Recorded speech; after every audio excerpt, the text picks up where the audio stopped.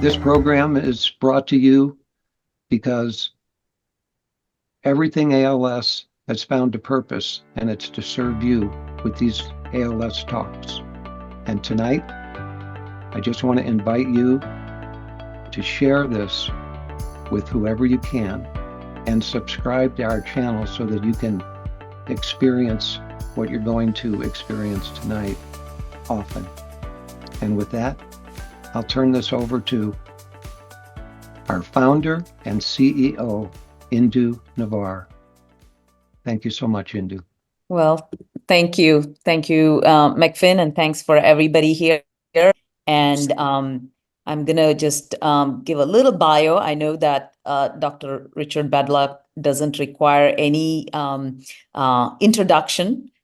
Dr. Richard Bedlack hails from Quaint Town in central Connecticut. After pursuing his undergraduate education at William and Mary in Virginia, he returned to Connecticut to earn both his MD, Ph.D. in neuroscience at UConn. His academic journey led him to Duke, where he accomplished a comprehensive array of achievements, including his medicine internship, neurology residency, neuromuscular fellowship, and master's in clinical research science. Dr. Bedlack has many awards and accolades to list here today, but Dr. Bedlack's commitment extends to ALS research with numerous grants, active participation in clinical trials, and over 150 published articles on the subject. Notably, he spearheads the ALS Untangled program, an international initiative leveraging social networking to explore alternative and off-label treatment options for ALS patients. Additionally, he leads the ALS Reversal program dedicated to unraveling the reasons behind ALS recovery and working towards making such occurrence more frequent. And with no further ado, I would love to invite Dr. Bedlack to give us the 2024 ALS Reversal update, and also wanted to let you know that I think most of you know, McFinn here is the number 42 listed by Dr. Bedlack as a reversal. So with that, I will hand it over to Dr. Bedlack. Thank you so much, Indu, for that kind introduction. Can you hear me okay? Yes, all good. Fantastic. I'm so impressed with what you've done with everything ALS, and I feel very fortunate to be invited back to talk about this ALS Reversals research that I've been doing. So to start with, just a few disclosures. I do have some financial support for my research right now from the ALS Association, from a company called Medicine Nova, and from the Healy Center. I also have other kinds of financial support from a variety of companies. Many of these are education companies that I work with to try to make ALS more understandable and to get general neurologists up to speed on all the different options that we have now. Others are pharmaceutical companies, and I work with them to try to design patient-centric protocols, and I also serve on their data safety monitoring boards to try to help them ensure the safety of participants in their trials. So I know it's a mixed audience. I recognize some of the names from the last time that I was here, which I think was about a year and a half ago, but I think there's probably a lot of new people here as well. And so the first part of my talk tonight is going to be a review. I'll talk a little bit about my experience with ALS progression before 2011, and then I'll tell you about my first encounter with what I've come to call an ALS reversal. I'll tell you what I decided to do about that, why I thought it was worth studying, the definition of an ALS reversal that I use, my own hypotheses explaining these, and the programs that I created to work through those hypotheses, one of which is called STAR, which stands for Study of ALS Reversals, and one of which is called ROAR, which stands for Replication of ALS Reversals. And then in the grand finale of the talk, I'll tell you about the next few things that are going to happen with this research. And I have to say, I've never been more excited about the things that I'm going to do with this program this year. And I've already got some ideas for what I'd like to do after that if I get some hits. So I look forward to telling you about that in a few minutes. So I saw my first person with ALS when I was still a neurology resident at Duke. And I thought it was the most amazing story I'd ever heard. I've never seen a collection of exam findings like that in my career before. But I was disappointed when my attending that I was learning from kind of swept in and said, well, this is what it's called. We don't have anything we can do about it. Patient just has to go home and get their affairs in order. People with this disease always experience rapidly progressive disability and shortened survival. And I drove home that day and I said, that didn't really sit right with me. There's got to be a better way to talk to patients. There's got to be a way to build programs that can give people options and give them hope. And as many of you know, I decided to stay at Duke, and I built the Duke ALS program, which I'm very proud of. I don't think there's any place in the world where people can go to get more options or more hope than Duke. But I did start to learn some things about progression, and it turned out that not only was that attending wrong when he said there was nothing to do, he was also wrong when he talked about progression. And so there's a couple different common ways that we measure progression in this disease. Many of you have probably heard of this scale. It's called the ALS Functional Rating Scale. We abbreviate that as ALS FRS, and we're using the revised version, so we now call it the ALS FRS-R. So this is 12 questions that we ask the person living with ALS. Each question relates to some specific motor function. So there's a question about writing, a question about feeding, a question about dressing. Each item is scored by the person living with ALS from 0, which means they need complete assistance with that, to 4, which means they do it totally normally. Now there's a lot of controversy. There's some problems with this. But one thing that's interesting about it is if you look at a large group of people with ALS, there's a pretty predictable and pretty linear decline in this scale of about 1 point per month. The other common way that we measure progression in this disease is survival. And we specifically talk about something called tracheostomy-free survival. And the reason we do that is because once you get attached to a mechanical ventilator that breathes for you, you no longer die from ALS. You die from something else. Usually you die from an infection. But it becomes difficult to use survival as an outcome measure if we're not measuring survival from ALS. And so tracheostomy-free survival is a popular way to do it. The average tracheostomy-free survival for a person with ALS is said to be 3 years from symptom onset. It didn't take me long to realize that there was a tremendous amount of variability in progression between patients. And so on the left-hand side of this slide, you can see what I'm talking about when it comes to progression measured by the ALS FRS-R. These are the slopes of around 30 patients who were in a study that was published in Nature Reviews of Neurology. And you can see that for some of these patients, the slope of decline is almost straight down. And for others, it's very flat. And in fact, it goes on in some cases for 6 or 7 years. There's also variability in other ways that we measure progression. There's variability in tracheostomy-free survival. So 20% of people can live with ALS without a trach for 5 years. 10% can live without a trach for 10 years. 5% can live without a trach for 20 years. And there's examples of people with ALS going on 40 and 50 years. So clearly what that attending said was wrong. A few years after I learned about the variability between patients, I learned about something that I thought was even more interesting. And that is that there can be variability in one person's progression at different times in the course of the illness. And I was seeing this in my clinic, but to really hammer this point home and prove it to the world, I got together with some colleagues and we analyzed progression in a giant database, which is called PROACT. So in this database are now thousands of patients who've participated in previous clinical trials. And in those trials, they had a variety of different outcomes measured over time. And so one of the outcomes that's in there is the ALS FRS-R score. And so we decided to focus on patients who'd been randomized to a placebo group in previously published clinical trials in this database. And so here on the right-hand side of the slide, in the upper figure, you can see the ALS FRS-R slope for one person who was on a placebo for over 500 days in a clinical trial. Does that look linear to me? No. I mean, there's a very slow linear decline from probably day 0 to maybe day 300. Then there's a very steep decline. And then there's no progression at all for about 100 days. And then there's actually some improvement in function.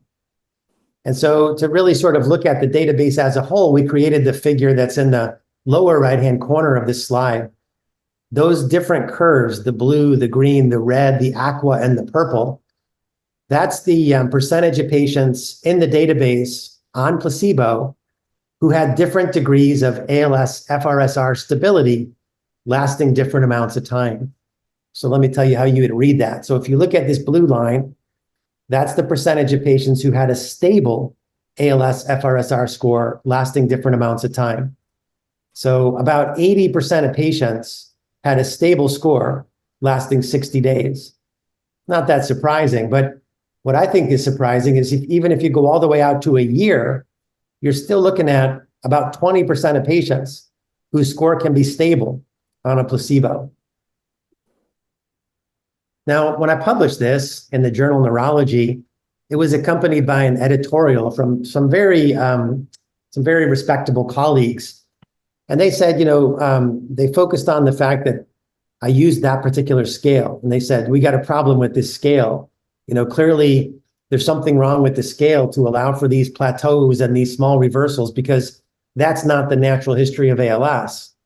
Well, they were wrong. So there now have been other articles looking at large numbers of patients in different clinics around the world, and they didn't all use the ALS FRSR score. So here's one group that looked at over 100 patients from a clinic, and they looked at the ALS FRSR, but they also looked at muscle strength testing. That's what MRC is, as well as the patient and family's global impression of change. So they asked the patient, they asked the family, do you think you're stable, worse, or improved? And you can see in this cohort, these percentages are the number of patients who were either stable or improved over different periods of time. ALS. So even if you go out to a year, you can see that about 4% of patients were stable to improved on their strength testing in this particular clinic. So it's not just a scale issue. This was something fun that I did to look at ALS plateaus and reversals in a different way. I was contacted by Dan Joseph, who was writing an incredibly comprehensive biography of Lou Gehrig, and he was really focused on what happened to him in his last full season of Major League Baseball. And I thought this table was pretty wild. So this table looks at his batting average and slugging percentage over different periods of time. Now, if you're not a baseball fan, batting average is the number of hits divided by the number of at-bats. Slugging percentage is the total number of bases divided by the number of at-bats. And so hits is probably a measure of hand-eye coordination. Slugging percentage is more of a measure of power. And so for his career, these numbers are astronomical. These are some of the highest numbers in the history of baseball. His batting average was 340. His slugging percentage, 632. For the first part of his last year in the major league, when he was showing signs of ALS, he was way below that, both in terms of batting average and slugging percentage. But then suddenly in the month of August, he exploded. He was like his old self again. In fact, his batting average and slugging percentage were even higher than they had ever been in his career. Unfortunately, that improvement didn't last. And so by the last couple of months of his career, Lou Gehrig was back well below his career batting average and slugging percentage. But to me, all this clearly says that the natural history of this disease is not only different between patients, but it can be different in a person at different times, no matter how we measure it. So that was fascinating, but nothing could have prepared me for what I found in 2011. So by that time, I had started this program called ALS Untangled that you heard Indu mention. And hopefully most of you know what that is. It's a clearinghouse for ideas that come from people living with ALS around the world who are thinking of buying and trying something unusual, usually something they find on the internet. So if you have something that you're thinking of buying and trying and it's not already listed on our website, you can submit it to us and we'll list it on the future reviews page. And on that page, we have now close to 600 ideas. So many ideas that I'll never get to review them all in my career. So we've got to find a way to prioritize them. And the main way that we prioritize them is we let people vote. So if you see something on there that you're interested in, you just click the vote button next to the idea and it moves up. And the things near the top are where we try to focus our efforts in terms of reviewing these ideas. So we've developed this whole sort of standard way that we review ideas. It starts actually with a team. There's now 130 clinicians and scientists from across 11 countries working on this program together. And so I typically assign an idea that has a lot of votes to someone on the team, and they'll submit a draft back to me, and then I'll send it on to the whole team. That's called crowdsourcing. Everybody gets about 2 weeks to weigh in. I then have to incorporate all those comments into the next draft of the review, send it on to a peer-reviewed journal where it gets reviewed by someone who's not part of our team. And then I have to respond to those comments and incorporate them into the draft. And then ultimately it gets published. It's published in a journal, but it's also on the completed review section of our website. And so if there's something that you're thinking of buying and trying, this is a good place to go to say, has this group already written about this? And what are they saying? That way, it's not just the person selling it. You also can see what a group of 130 clinicians and scientists who've devoted their lives to this think about that idea. So one of the ideas that I was writing about was energy healing. And it led me to a website of an energy healer named Dean Kraft, where there was an amazing video about a woman named Nell DeBoos. And so after watching that video, I said, there's no possible way that this story that's just been documented here could be true. Well, it took me a while, but I finally found her, and she was kind enough to send me a box of her medical records from the University of Virginia. And I had the goosebumps as I finished them, because by the time I was done, I was absolutely convinced that Mrs. Boos had ALS, that she had progressed to where she was paralyzed and near death. She was actually giving away her things and picking out the outfit that she wanted to be buried in. And then over the next couple of years, instead of dying, she just gradually recovered. And it appears that she recovered completely.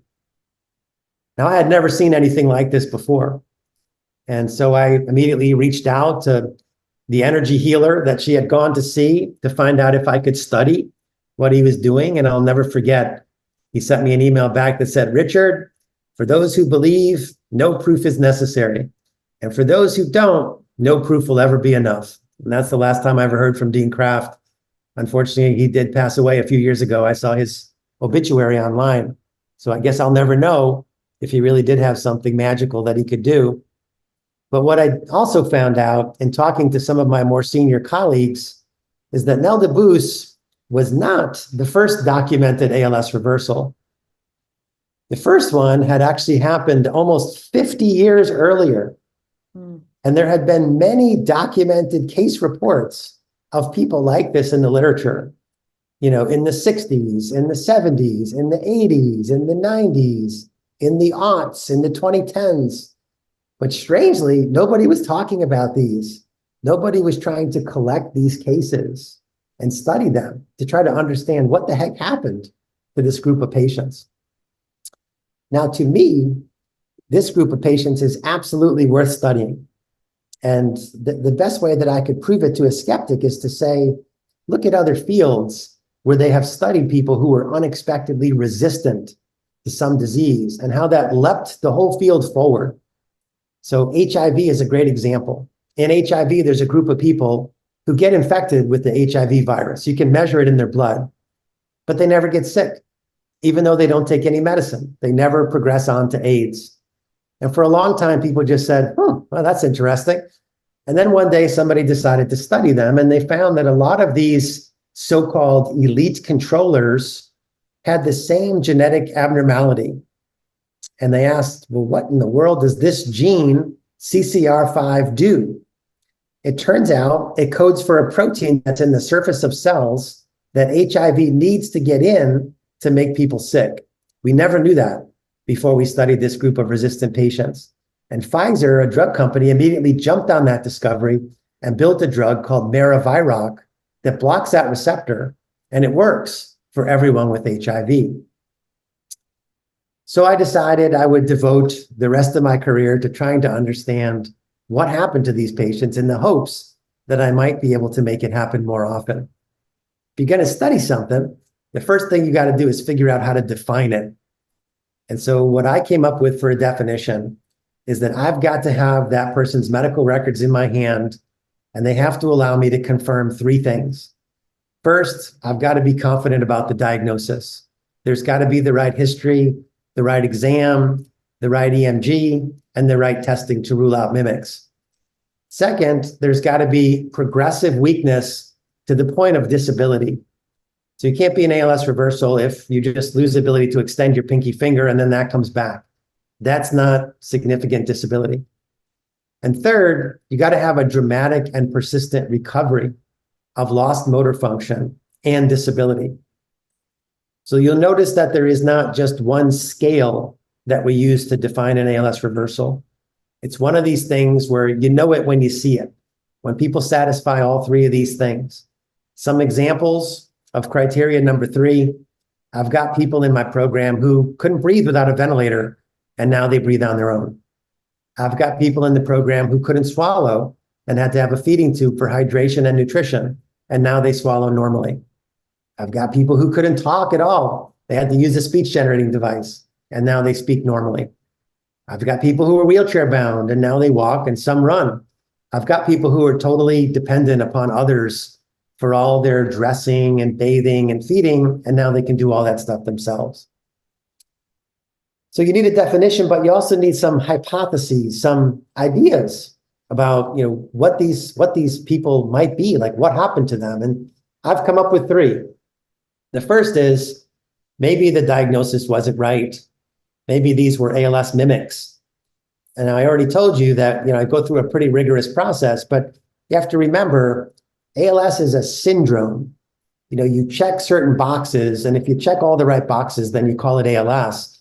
There really isn't any one test that comes back positive or negative with 100% accuracy for this diagnosis. So it's possible there could be something that looks exactly like ALS that no one's ever detected before that gets better on its own. I'll tell you why I don't think that's right in a minute.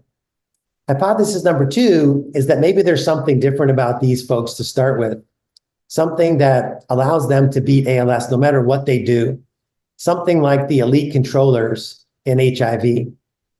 And then the third hypothesis, which is the one that most of the reversals believe, is that they did something, some treatment that worked. So let's explore these in a little bit more detail. So first, let me tell you why I don't think these are mimics.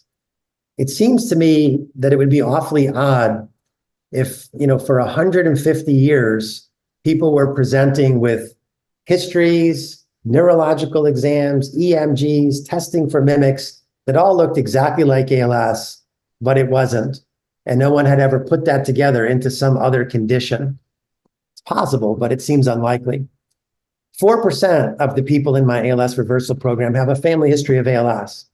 It's not quite the 10% that we see in everybody with typically progressive ALS, but still it would be quite a coincidence for someone to have an ALS-like disease and a family history of ALS, but actually not have ALS. And then finally, there's this. There's actually a precedent for how these people recover. And the precedent is polio. So polio, it's not around very much anymore, but back in its heyday, you get infected with this virus and it would kill a bunch of your motor neurons. Now, if you didn't die from the acute effects of polio, if you lived through the virus, your body cleared it. And gradually, most people got stronger. Some people recovered all of their lost strength. How did they do that? Well, they didn't make new motor neurons. That's not possible. The way they recovered is that the motor neurons that didn't die sent off branches to reconnect with the muscle. And so the muscles could become fully strong again, but they were not innervated by the same number of motor neurons. And you can actually tell that a muscle is abnormal on an EMG in someone decades after they've fully recovered from polio. They still have abnormal EMGs. There's evidence of what's called chronic reinnervation and remodeling. And this is exactly what happens to the ALS reversals. Those patients that actually went and had an EMG after their recovery, it looked just like the EMG of a person who recovered from polio. Their muscles were not normal. Even though they were functioning at a normal level, there was evidence of reinnervation and remodeling. So to test this idea that maybe there's something different about people that allows them to beat ALS no matter what, I've got this program I created called STAR, Study of ALS Reversals. And in this program, we're trying to find as many of these cases as we can. And honestly, I still do hear almost every month from someone somewhere in the world who thinks they might have had a reversal. And I love hearing about them. You know, I'd rather find 100 reversals that were not meeting my definition than miss one that was. So we're advertising on traditional and social media. And, you know, if somebody contacts us, the first thing we want is their records so that I can pour through those and see if they meet those 3 criteria. And as of today, we have confirmed 60 ALS reversals from all over the world. So the next thing is we want to put all these patients into the same database for the first time in history so that we can look at their demographics, their disease characteristics, the other conditions they have, the so-called comorbidities, the treatments that they were on. And we want to compare all that to people who are in databases with more typically progressive ALS to see there's something obviously different about these folks. We want to get biological samples on as many of these reversals as we can. We want to look at genetics and proteomics and metabolomics and the microbiome and eventually maybe the tissue itself. And we want to ask them as many questions about environmental exposures as we can. And again, compare the answers to people with more typically progressive ALS to see if there's something different. So I've been doing this now for more than 10 years, and I'll give you a high-level summary of some of the things that I've learned. So when it comes to demographics, disease characteristics, comorbidities, and concomitant meds, reversals are more likely to be male, and they're more likely to have limb-onset ALS. They're not all males. There are some females. They're not all limb-onset ALS. There are some bulbar patients who reversed. There's not a single comorbidity, medication, vitamin, or supplement that's been associated with all or even most of the ALS reversals. There are some potentially interesting things to follow up on. The odds of having vitamin D deficiency or having any other neurologic or psychiatric comorbidity are actually lower in reversals than they are in people who don't recover from ALS. And the odds of taking azathioprine, an immunosuppressive, or vitamin D are actually higher in ALS reversals than controls. And then finally, there's quite a bit of supplement use in this group. More than 20% of the ALS reversals group took vitamin C, CoQ10, fish oil, multivitamins, B12, or vitamin E. But I want to caution you about that paragraph. These are supplements that a very large number of healthy Americans take anyway. It's very difficult to do a statistical comparison as to whether the reversals are using these more than people with typically progressive ALS. And the reason is these types of things are not uniformly documented in databases. So they're not uniformly documented in PROACT. They're not uniformly documented in the National ALS Registry. They're not even uniformly documented in electronic medical records. You know, very often a patient comes to clinic and the nurse says, tell me what medications you're on. And they put down, you know, their blood pressure medicine and their cholesterol medicine. They say, well, I'm on these 5 vitamins. Don't worry about those. We just want to know about your medicines. So it's hard to do a comparison. We looked at environmental exposures. And the way that we did this is by using the questionnaire in the National ALS Registry. And we compared the answers in the reversals group to the answers to everyone else in the National ALS Registry who wasn't getting better from ALS. And from this, we learned that there is no single environmental exposure that appears to explain all the reversals. Interestingly, again, just hypothesis generating, reversals are more likely to have been carpenters or cabinet makers, and they reported substantially more hobby hours of woodworking compared to people who did not recover from ALS. I don't know what that means yet, but it is interesting. And now we get to what I think is the most exciting of all the things in the STAR program, and that's the genetics. So first and foremost, we have learned that one of the ALS reversals that we could genotype has a known ALS-causing genetic mutation. It's in a gene called sequestosome 1. Why is this important? Because at least for that patient, there should not be any argument that they had ALS and recovered from it. I mean, come on, are you telling me they had the right story, the right exam, the right EMG, the right testing for mimics, and a gene that should have caused ALS? They looked like they had ALS and they recovered from it. It was actually something other than ALS. That's too much of a coincidence. None of the ALS reversals that we could genotype had any mutations that should cause diseases that could mimic ALS. And then, drum roll please, there's this. So there is one novel genetic alteration that is significantly more common in ALS reversals compared to controls with more typically progressive ALS in two different databases. There's a single nucleotide polymorphism, which is designated RS4242007, in a gene called IGF-BP7. That stands for insulin-like growth factor binding protein 7. This is a gene and a protein that have never previously been thought to have anything to do with ALS. But the odds of someone with this genetic abnormality showing a reversal are 14 times higher than the odds of someone without it showing a reversal. 14% of the reversals that we genotyped are homozygous for this polymorphism. That means they have 2 copies of it. We've never seen that in a person with typically progressive ALS in any of the databases that we looked at. So what does this do? Well, we believe from other databases that we looked at that this genetic abnormality reduces the expression of IGF-BP7 protein in brain. Now, what might that mean? So it's a complicated protein. It's involved in a lot of things. But one of the most interesting things that it does is it binds to a receptor for a growth factor called insulin-like growth factor 1. Why is that interesting? Well, there's a ton of data that insulin-like growth factor 1 might be important in ALS progression. So in animal models, if you increase this growth factor in the central nervous system, you can slow progression. If you look in registries of large numbers of patients and you compare IGF-1 levels to progression, patients with the highest levels of IGF-1 progress the slowest. And there have been some clinical trials. Now, these were done a long time ago, and the methods were not very rigorous, but at least some of the trials did suggest benefit. One of the biggest flaws from those trials is it's not clear that the way they gave the IGF-1 actually raised the levels in the brain. But putting all this together, we have the first really plausible hypothesis in 50 years for how someone might recover from ALS.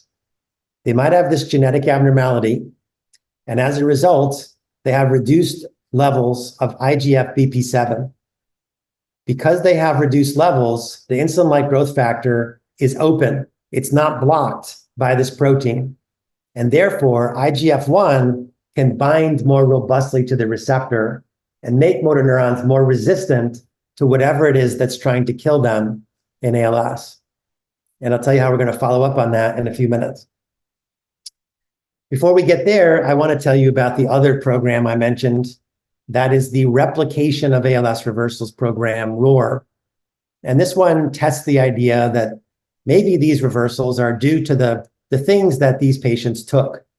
Again, personally, I think this is a long shot, mostly because there really isn't a lot of commonality across these 60 patients. But in fairness, there are other examples in medicine where patients actually discovered the benefits of a drug that doctors and scientists never thought of. And the best example is Viagra. I don't know if you all know this, but Pfizer was developing that drug for heart disease. And it looked like it was going to be a dud. And they were probably going to throw it away until at the end of the study, the men in the study said, I'd really like to get some more of this. And the scientists said, it does what? And so they went back to the drawing board and they, because of patient reports, put it into a trial for erectile dysfunction in men. And it became the first ever FDA-approved drug for that problem, a billion-dollar blockbuster that was discovered by patients. And so this program consists of small pilot trials of the products that are associated with these ALS reversals. And there's some nice things about this program that make it very different than the way pharmaceutical companies do trials. First of all, I'm looking for the biggest signal that's ever been looked for in a trial. I'm not looking for a 20 to 30% slowing in the rate of decline on the ALS FRSR score. I'm looking for a reversal of ALS. Also, these products are generally regarded as safe by the FDA. Many of them are sold on Amazon.com. So because of those two things, I can have very wide inclusion criteria. I don't need any disease duration criteria. I don't need any functional criteria. I can take people who've had ALS for a long time and have very little function because I believe they could still recover. I don't need a placebo group. Again, if someone who's wheelchair bound at the end of one of my trials walks, I can't see how that could possibly be a placebo effect. I don't need a lot of in-person visits. I'm measuring things that are so obvious that I can get away with, in some cases, totally virtual trials, and in others, trials that have about half the number of in-person visits as your traditional pharma-sponsored trial. And the last thing that's unusual about this is I'm publishing the protocols for all these ROAR studies on the website, alsreversals.org. Now you might ask, why are you doing that? Well, there are people all over the world that are self-experimenting with products that they're buying on the internet. It's why I created ALS Untangled. And so if I think something is promising enough to spend a few years of my life and a few $100,000 on, then why not put that idea out there so people around the world can see what we're working on, and maybe they decide that's what they're going to self-experiment with their own doctor, and they can get some guidance about where we're buying the product and how we're dosing it and what kinds of things we're following from those protocols. So I've done a couple of these ROAR trials. I studied a supplement called Lunacin. I studied a supplement called Theracurmin. Unfortunately, neither one of them stopped or reversed ALS in any of the patients that I had in the trials. But I will say that we kind of proved that this unusual way of doing trials can be very efficient. These were the fastest enrolling trials in the history of ALS. And we finished them and got an answer for a fraction of the cost of your traditional phase 1 or phase 2 study. I mean, these studies cost about $300,000 each. Typically, a phase 1 study would be $1 million or $2 million. A phase 2 study would be 10 to 15 million. So I've thought long and hard about what I want to do next in the ROAR program. And there's a couple of other supplements I thought about testing in isolation. But there's this emerging theme in ALS. A lot of us are starting to wonder if this really is the same disease in everyone. And I mean, I think we already know it's not. We already know there's 40 different genetic subtypes, could be hundreds of environmental subtypes of ALS. And even though there's about a dozen downstream pathways, some are probably a lot more important in certain patients than others. And so maybe there isn't one single treatment that's going to reverse ALS in everyone. And so we'll talk about what I decided to do about that in just a minute. So here we come now into the most exciting part of the talk. What's going to happen over the rest of this year and possibly beyond if we get some good results. So the first thing I want to say is things really changed in the ALS field, in my opinion, as far as the acceptance of the idea of an ALS reversal in December of 2023, when Dr. Chaikovitz presented the results of the tofersen study. And specifically, she was presenting the long-term extension data. So the patients that were presented, they all had one specific type of ALS that was caused by an SOD1 mutation. And they had all been on this antisense oligonucleotide tofersen for over a year. In fact, in some cases, patients were approaching 2 years worth of treatment. And so what this slide shows is 3 different outcome measures: the ALS functional rating scale, breathing, the slow vital capacity, and a measure of strength called HHD megascore. And what you see, those percentages, that's the percentage of patients who are better at their last visit compared to where we started. And you can see that it kind of varies depending on if it's a fast progressor or a slow progressor. It varies depending on which outcome measure, but there's reversals for every one of these subsets of patients and every outcome measure.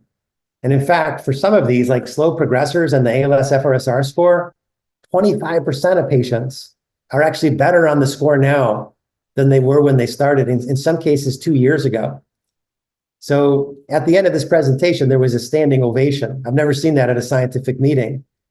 And I could just see in people's faces that this idea that a person could actually recover from ALS is now finally widely accepted. It's just, we don't know the cause of most people's ALS. When we can start to sort that out and attack the cause, I think we're going to see this happen more and more often.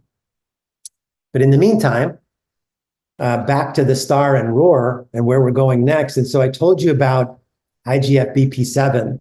So the next step is to figure out if there's a relationship between how much IGF-BP7 protein expression someone has in their blood and how fast they're progressing. Because if my theory is right, that this is really important in determining how someone does and determining how resistant someone's body is to ALS, there should be a clear relationship. People with the highest levels should be the fastest progressors. People with the lowest levels should be real slow or even reversing from disease. And the nice thing is we've got a partner who already has the samples, and that's ALS Therapy Development Institute, ALS TDI. As many of you know, they have this huge program called the Precision Medicine Program. And over the past couple months, we had a wonderful patient advocacy group called Team Drea that raised enough money for us to test this theory in the ALS TDI Precision Medicine Program. And we hope to actually have that data to share by the summer of 2024. So where might this go? If that data looks promising, then this becomes, for the first time in history, a target, a therapeutic target. And so we would be trying to design a trial to knock down as much IGF-BP7 as we could. And we live in an era now where once we have a target, we can get something that knocks it down pretty quick. Like it's pretty fast to develop an antisense therapy now. Now the question is, will it be safe?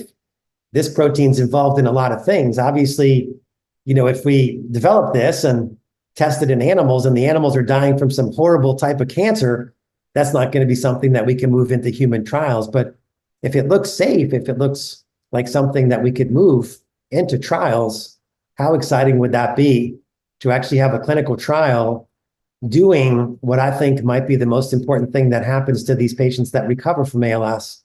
For the first time in history, the goal of the trial would be to reverse ALS, not just to slow it down.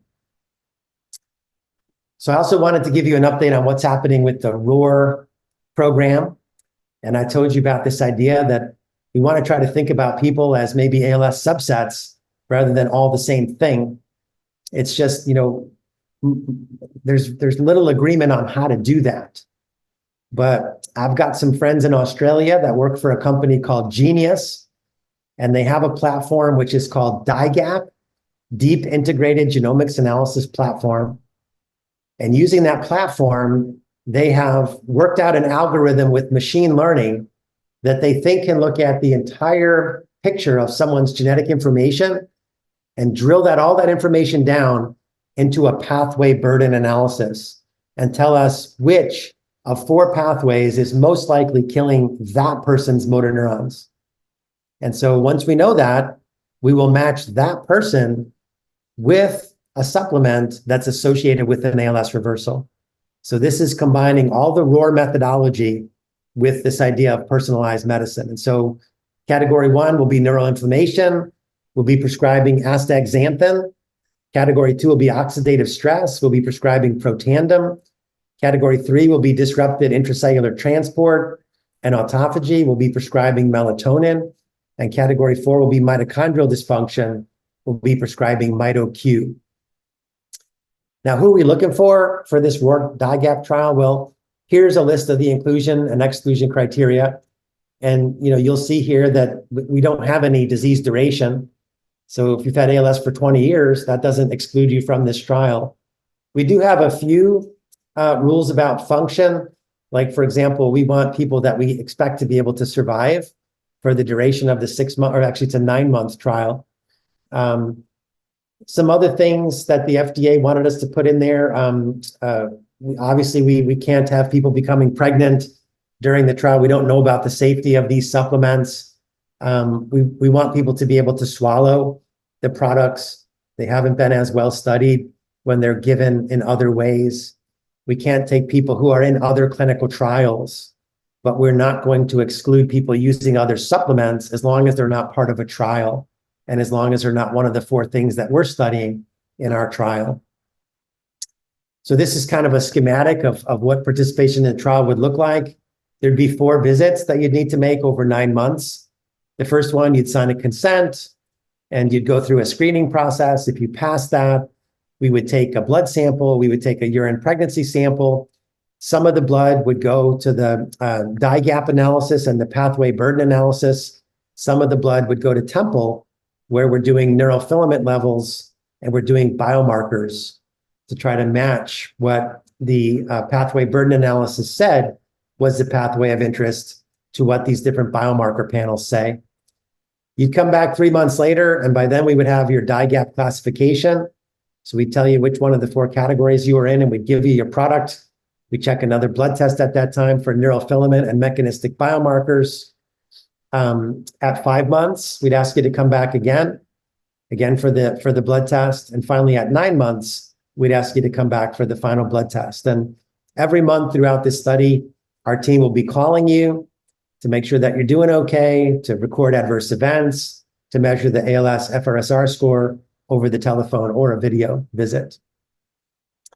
So for those who might be interested in getting on the waiting list for this, there's 2 waiting lists because we're doing the study at 2 sites. We've got a waiting list at Duke and we've got a waiting list at Temple. And the study is expected to probably open in the next, I'm going to say 2 to 3 months. All we're waiting on are a couple of last contracts that need to be signed.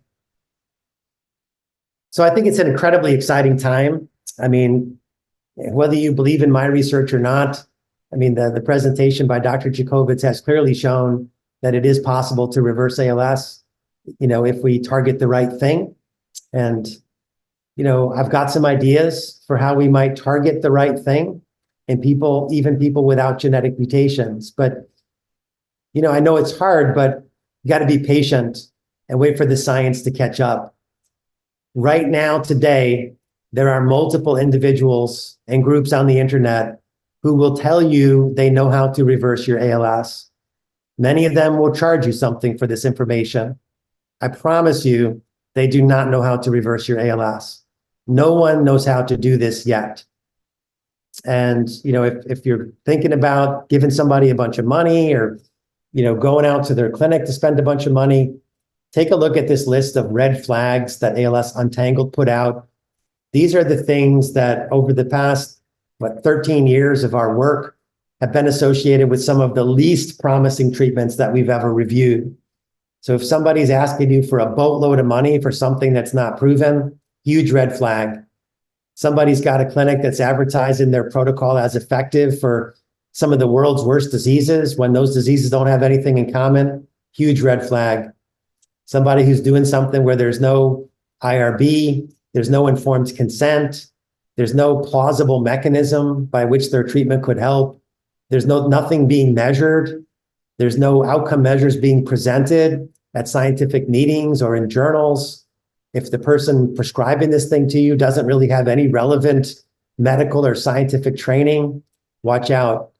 And then the biggest one of all is if the person that you're talking to is advising you to divorce yourself from mainstream medicine, that's when you run.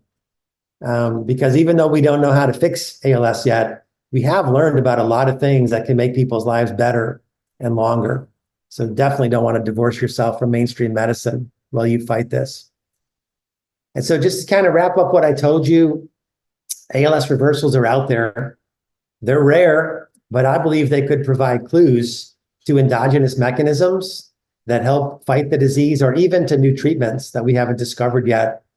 At Duke, we have an operational definition. We have testable hypotheses. We have collaborations with people all over the world underway studying these folks. But just be careful. right now, nobody knows why these folks got better, and nobody knows how to make it more often, make it happen more often. So if you're interested in reading more about the background of this program and keeping up with anything new that comes out, we've got a couple of websites, alsreversals.com, as well as dukealsclinic.com. And I just want to say thanks, most importantly, to people on the call today who are out there living with ALS. I've been doing this for a long time. I hope you know you're the reason I get up every day and I fight so hard. I mean, you inspire me. Thanks to all the patients and families that are funding this work. We've never actually gotten a mainstream grant for any of it. That might change now after Dr. Chukovitz's talk and the idea that reversals are more acceptable, but it's been very controversial. And so it's all patient funded. And thanks to all the collaborators around the world, the Duke medical students that I've listed, the ALS Registry, the CREATE Consortium, St. Jude, ALS TDI, and patients like me. And then finally, if there's any members of my Duke ALS care team on, thank you for helping me to build a foundation of great patient care upon which all my research is built. So I'll be happy to stop now and take any questions that you might have. Thank you, Dr. Bedlack. Gosh, this was an amazing 2024 update. And I can actually see over years, how your research has gone deeper and deeper. I can actually see the, depth of volume of data that you've gotten. So thank you for sharing that. And thank you for your dedication. And with that, I'm joined with Martha Beach, who's also joined me today. And both of us will be moderating the question. And sure. As you can see, we had 343 sessions. So that means over 500 people have attended this session because people come in pairs. And so with that, let me ask you this question. Are there any biological differences that make some people live with ALS for a very long time? And you mentioned some of it.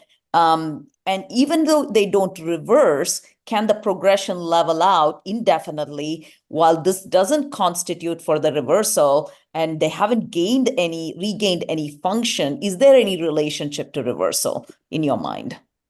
Yeah, so I mean, I think we have very slow progressors. I think we have plateaus, and I think we have reversals. And those are all outliers that I would be interested in studying. And yes, I mean, my current theory, again, I change every few years as the data comes in, but my current theory is that it might have to do with this IGF-BP7. It might be that if your levels are lower than average, you're a slow progressor. If they're really low, your body can stop the disease. And if they're really, really low, you can actually recover from it. It's pretty simplistic, but we'll know the answer to this in the next few months. I mean, traditionally, there's some things that we can see in patients that give us a clue about who might be a fast or a slow progressor. So in general, people with bulbar onset ALS progress faster than limb onset. In general, the older you are when you get ALS, the faster you progress. In general, people who've progressed fast up until the point when they're diagnosed tend to be fast progressors. People who've had a very slow progression up until when they're diagnosed continue to be slow. But I mean, these things, they're not 100%. Mm-hmm. As I said, I've seen bulbar patients reverse. I've seen bulbar patients who've had the disease for more than a decade. I've seen folks who are very old who have lived with the disease for many, many years and died from natural causes. So I don't think there's a single predictor that we have found yet that is 100% accurate in determining someone's prediction. But I hope IGF-BP7 might be that thing. We'll see. Thank you. And one follow-up question to that was, have you seen any reversal with flail leg variant of ALS? I mean, or is the reversal more related to flail variant of ALS? Yeah, no, I do believe, I don't have the database open in front of me, but certainly the majority of people who are ALS reversals, they had, limb onset disease.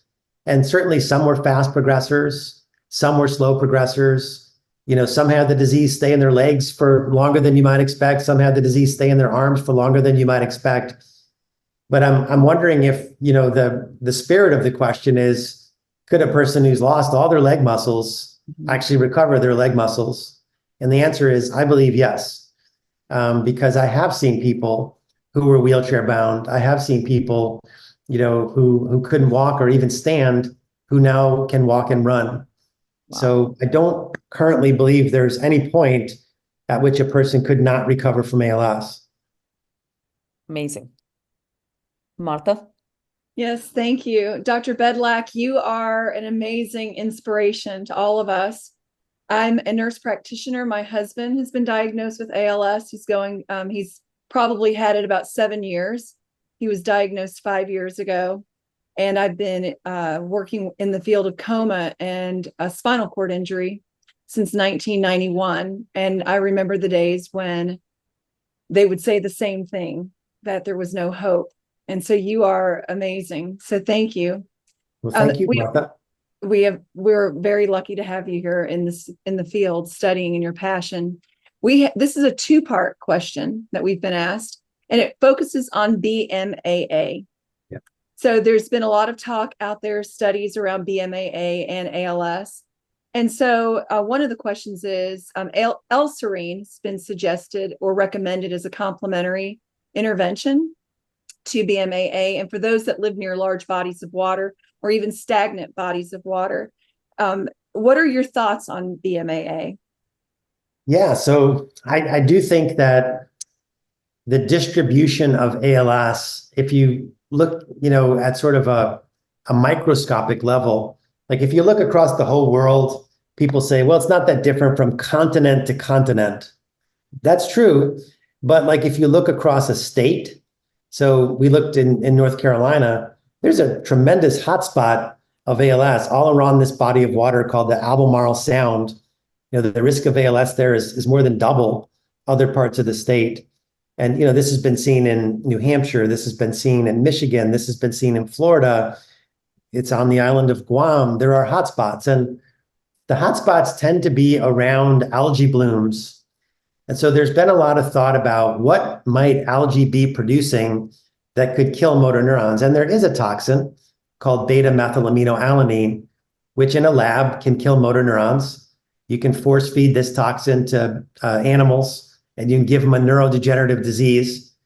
And you can actually block the ability of this toxin to kill motor neurons with the amino acid serine. And so that's where this whole theory came about. And so there has been one very small, mainly safety study of L-serine done at the University of Miami, Walter Bradley. This is him and Paul Cox were really the people that championed this idea for the past couple of decades. And I thought this study was pretty interesting, even though it was like a handful of patients, like 3 to 5 patients at different dosages of L-serine. Their progression was compared to patients from a historical database who were matched. And as you got to higher and higher doses, like approaching 15 grams twice daily, progression was dramatically slower in this small study. Now, again, that's not proof that L-serine works, but it's certainly enough evidence to do what I would say is a traditional phase 2 study of L-serine. Now, one of the tricks of this is I don't think every person with ALS has it because of BMAA. It would be wonderful if there was a way to measure someone's blood or urine or do a scan, that picked up their BMAA level. It doesn't exist yet. There's a bunch of us trying to figure that out. We're trying to do it at Duke. They're trying to do it at University of Miami. Dr. Stammel's trying to do it in New Hampshire, because then you would know exactly how to do that trial. You wouldn't want to give this to people that didn't have that as a cause of their ALS any more than you would want to give tofersen to someone who didn't have ALS from an SOD1 mutation. That's not going to work. So for now, I hope to see a trial in everyone of L-serine, but in the future, I hope there's a biomarker, because I think we'd be able to do a much smarter trial. And, when it comes to self-experimenting, I gave a webinar for the Northeast ALS Consortium. I don't know, it's probably been 10 months ago, on vitamins and supplements. And I would say L-serine's right up there with what I consider to be the most promising vitamins and supplements that someone could self-experiment with. Wonderful. Well, you basically answered my next question. So it was asked about diagnostic test and development and trial to identify BMAA in humans. And so you answered that. So thank you. Sure. You're muted, Indu. So the next question is about, there's a lot of people actually have questions on Lyme disease, co-infection, like HERV, and also mold toxicity. Have you seen that when those things have been treated, people have reversed their ALS? So what are your thoughts on that? Yeah, so of the ones that you mentioned, I do have a lot of hope for the retrovirus, which is called human endogenous retrovirus K. And this is coming out of a lab at the NIH. So it really does look like the expression of this retrovirus in the blood of people with ALS is much higher than it is in healthy controls. It does look like you can put this retrovirus into a mouse and produce a motor neuron disease. And there are now some very early data from clinical trials of antiretrovirals that should knock HERV-K down that suggest that they might slow progression. Now, unfortunately, just like with the BMAA, the early data on the antiretrovirals was not in a selected group of patients. So these were not patients who actually had their HERV-K levels measured, which is unfortunate. So, I mean, imagine that, 25% of the people in the clinical trial really had their ALS from HERV-K. The overall amount of slowing that you're going to get is going to be muted by all the patients who didn't have that as the mechanism of their ALS. And so the trial that's going on right now at the NIH, to me, is a much smarter design. In order to get into that trial, you have to not only have ALS, but you have to have elevated HERV-K levels. So you have to have both. And if you have both, you get on this antiretroviral cocktail, and they measure the levels of your HERV-K over time, as well as what happens to your progression. I think that's incredibly exciting. I think you mentioned Lyme disease. So I keep an open mind. I'm waiting for someone to show me that Lyme disease can really cause something that looks like ALS and that treatment with Lyme disease can reverse it. I've been looking for 20 years. I still haven't seen it. I would think if there was, such a link as many of these websites claim, so many people getting misdiagnosed with ALS when they really have chronic Lyme, gosh, we should be seeing ALS reversals everywhere. I don't see them. And if you look carefully at some of those clinics, they have many of the red flags that I mentioned. They're charging you a lot of money for something that's experimental. They're not gathering any data. They're not presenting anything at meetings. So just be careful when someone says, come to my clinic and I'll do this for you and it'll reverse your ALS.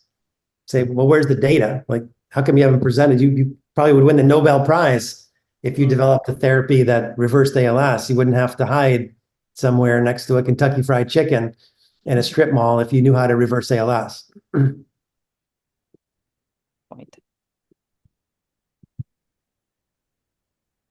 Okay, thank you, Dr. Bedlack. So we have another question. They're asking, from the verified population of people with ALS that reported with ALS reversals, is there a list or a table that you have specific for medications and, more importantly, supplements that they may have been taking, herbs, foods, what they were doing beyond what you've presented tonight? So otherwise, trying to distinguish from the quackery.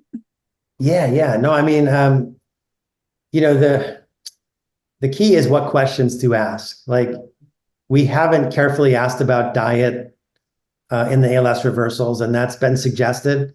We used the dietary questions that were in the National Registry, but it's been suggested that we need to do a deeper dive on that. So I'm certainly open to that in the future. But I'm already certain that there is no one unusual diet that even most of the ALS reversals use, much less all of them. And as far as like medications, vitamins, supplements, I mentioned there isn't a single one that's associated with all the reversals. There isn't even a single one that's associated with most of the reversals. And so if there's some vitamin or supplement that might cause reversal, it's probably got to be matched to just the right disease biology. So, I mean, that's a theory on how some of these people got better. I mean, maybe they just got lucky and they started a supplement that exactly matched the pathway that was killing their motor neurons. But we're going to investigate that with the ROAR DIGAP study. Thank you. So on that note about the ROARS DIGAP study, would you actually study combination of supplements with different mechanisms as opposed to a single supplement in serial? Yeah, so not with this one, Indu, but that was also suggested by Dr. Shell. And yeah, I mean, I think that's certainly something that we could consider in the future. I mean, let's say that we picked, Protandim for oxidative stress. And let's say nobody gets better on Protandim and nobody's markers of oxidative stress move. Okay, well, then that arm of the study is inconclusive because we didn't knock down the pathway that we said we were going to knock down. So we don't know if knocking down that pathway can reverse ALS. So we'd have to go back to the drawing board and redo the study with some, more potent antioxidant. But we picked these 4 treatments specifically because they're each associated with an ALS reversal. And there is a human biomarker study for each one of them saying that they can do what we're asking them to do. So now we just have to see if that holds up. It's complicated to do. This is a super complicated trial to start with. Like, it's taken me 2 years to get to where we're almost open with all the changes in the design and the permissions and everything else. But we're almost there. And combination therapy would add another layer of complexity. So, like, let's say that you say, oh, Bedlack, you need 5 antioxidants to really knock that pathway down. So you get randomized into that pathway. I give you 5 antioxidants. You call me in 2 days and you say you've got a rash all over your whole body. Which one is it? Which one of the 5 things I gave you is it? Mm-hmm. And at the end of the day, if you have 20 or 30 patients in an arm and none of them are on the same thing because they all had side effects and you just sort of started picking off parts of their regimen, one person's on product A, one person's on products B, C, and D, one product's on all 5, one person's on all 5 products. How do you even analyze that data? It becomes incredibly complicated. So I think we're going to learn a lot from this. I think, we can get back together next year. We can talk about the results and we can figure out if there seems to be a pathway that looked really promising that we want to try to drill down on and maybe get more aggressive with 2 or maybe 3 products. But for right now, I think this is about as complicated as I can get with this protocol. Thank you, Dr. Bedlack. Yeah. Dr. Bedlack, so you touched on polio, that there's such a similar clinical presentation and progression. And we at one time thought polio was eradicated, and now most of us realize it has not been. Yeah. And so what are your thoughts in terms of a possible mutation and still that this may be a variant? So I would say that the similarities between polio and ALS are pretty superficial. Like, the similarity is that they attack the same part of the body, which is the motor neurons. But I mean, polio comes on really fast, like with symptoms of a horrible gastroenteritis, a high fever, all these kinds of things. I mean, it takes you from normal to, in some cases paralyzed within a couple of weeks. That would be extraordinarily unusual for ALS. I mean, and polio is done. You either die from it or the virus is eradicated typically within a month, and that's when you start getting better. So I don't think that scenario matches up with any of the ALS reversals. Like, there wasn't anyone who got worse that fast or started to recover that quickly. For most people, their progression was over many months, years, or sometimes even decades, and their recovery was over a very long period of time. And there wasn't any symptoms of like a gastrointestinal virus that came along with their motor neuron disease in most cases. So I don't think that that's a mimicker, but I use it as an example just because prior to December, when we heard from Dr. Chkovitz about the tofersen results, I think that there was a lot of skepticism that somebody with any kind of motor neuron destruction could recover. And the reality is there shouldn't be skepticism because the polio data has been there for 50, 60 years. Yes. We've known that people can recover. It's just the thing that's tricky about ALS is it's a race between your body trying to recover versus whatever's trying to kill the motor neurons. Yes. And right now, the race is unfortunately usually won by whatever's killing the motor neurons. That happens faster than the body can recover. But if there was a way to stop whatever it was that was killing the motor neurons, like there is with tofersen and SOD1 ALS, and like there might be soon, for some of these other things we talked about, like HERV-K or BMAA or IGF-BP7, there was a way to stop or dampen down what was killing the motor neurons, then I think the recovery would outrace the worsening and people would get stronger. Great. Thank you. That's great.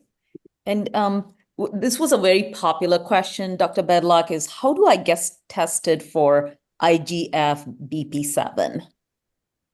So the short answer is you can join the ALS TDI Precision Medicine Program. I talked to Fernando just a few days ago, and they're still taking new participants.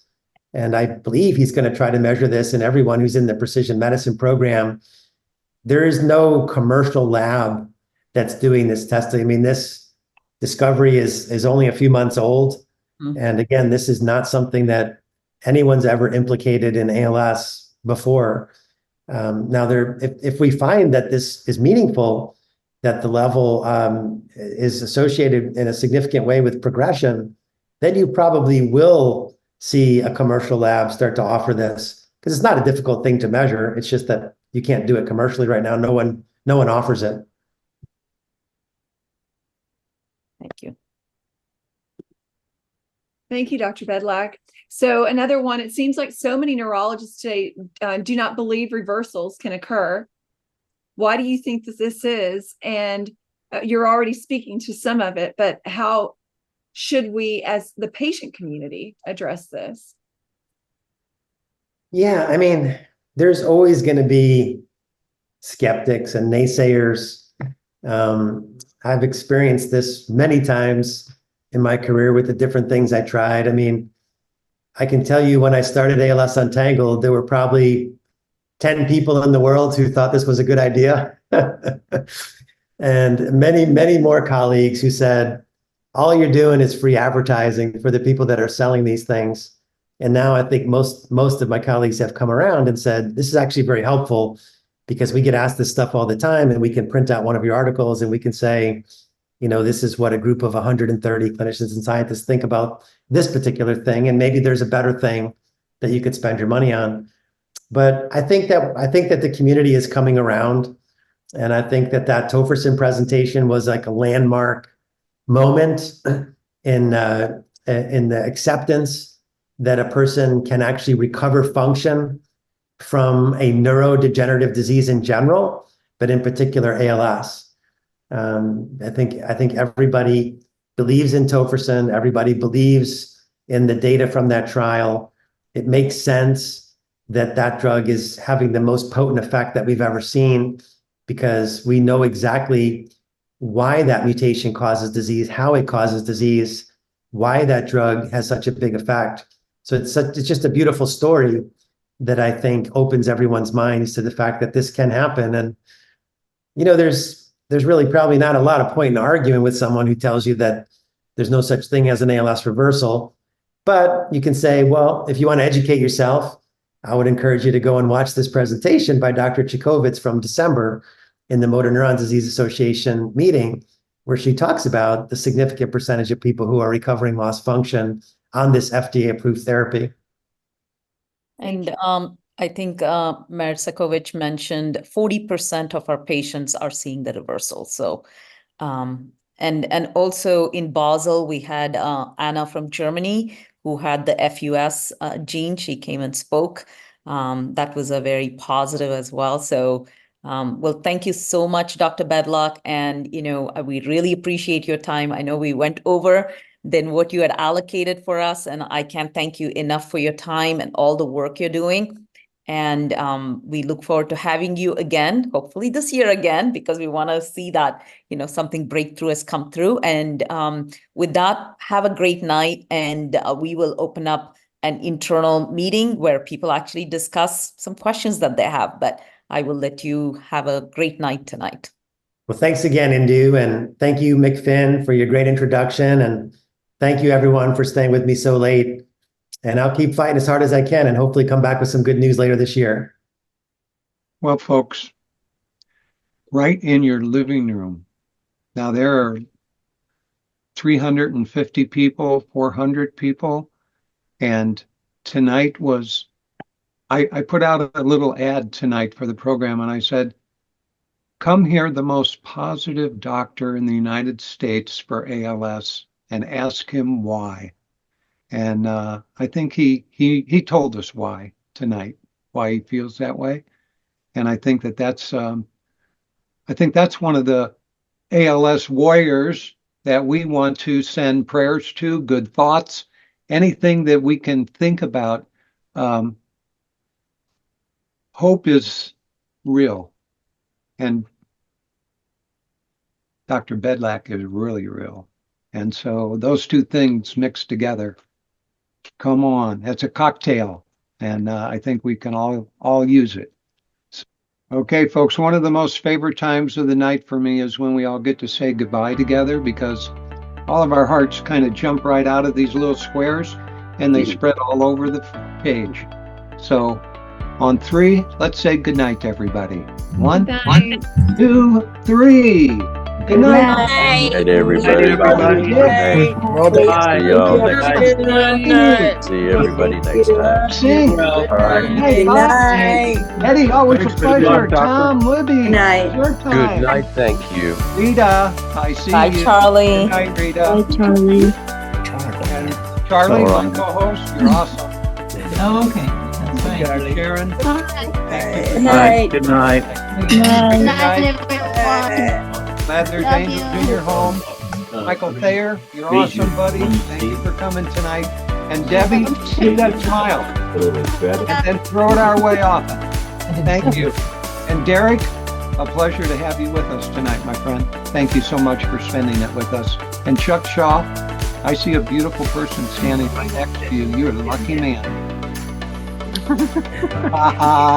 And lady, right there, lucky too. Night. Thanks, everyone. Good job, Indu. All right. Thank Good you. night, Gary. Thank you. Good night, Richard. Thank you, everybody. Okay. Good night, everyone.